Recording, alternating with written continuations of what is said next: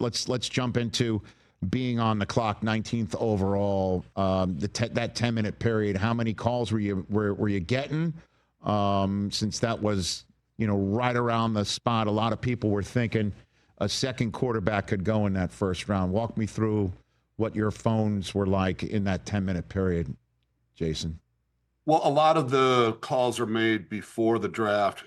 Typically, those calls, really, most of them start on Thursday morning, start calling behind us or in front of us, telling them we might be interested. I mean, everybody's kind of the same. Depends on what's there. We might go up, we might come back. But we had made a decision. There was a group of players that we talked about that we thought could be there at 19. Emeka was one of them. And Emeka, we had made the decision that no matter how many of that group of players that we coveted at that pick, if Emeka was one of them and he was there, we weren't going to move back. We were just going to take him because I'd, hate to run the risk of trying to get cute, moving back a couple spots, and then, the team behind us or a couple teams behind us, traded out or they took him. Wouldn't feel very good. So we just turned the card in. Well, speaking as a Wolverine who would have white knuckles every single time he caught a ball while he was at Columbus, I understand why you would consider him special, but why did you put him as that guy? Like, if he's there, we're sticking and picking. What made you think that? Great player. He was super high on our board, top 10 on our board.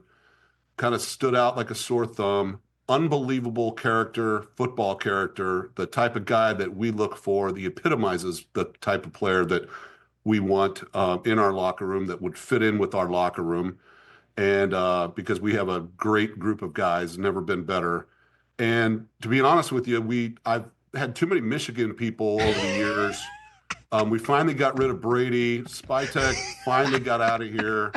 We had to sign Ben Bredesen back because we needed, he's a good player, nice. But I needed to offset that with an Ohio State player. Nice. You want to be fair and balanced. I get it. Well, while you brought it up, you ruined what I was doing from the set in my spare time, Jason, which was texting all of my Buckeye friends about how there was a big fat zero of Buckeyes taken in the draft at that point in time, and 3 Michigan Wolverines had gone off the board. Oh, man, when Zabel went on like North Dakota State before the Ohio State, I was having a great time. You ruined it, Jason, by taking this kid. I'm sorry about that. I wasn't thinking of you, yes. And that won't happen again. Come on, Jason. Got to think of me in these situations. But I imagine Baker's very happy with this draft choice, I imagine. Right. Very, very excited for players like Baker, especially, Baker himself. He can never have too many receivers. I wouldn't be surprised if he's up in my office next week saying we need to, trade for another big time player. So receiver. So he can never have too many.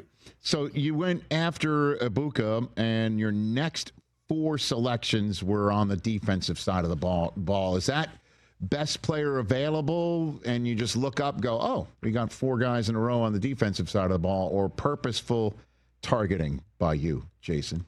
The way we arranged our board, of course, you want to do it by talent. But this year, when there was any kind of ties or they were close in talent, we favored the defensive player. And with Emeka, it was just a clear, he was a cut ahead of the players at that point in the draft. But the rest of the draft, it went just kind of the way we needed it.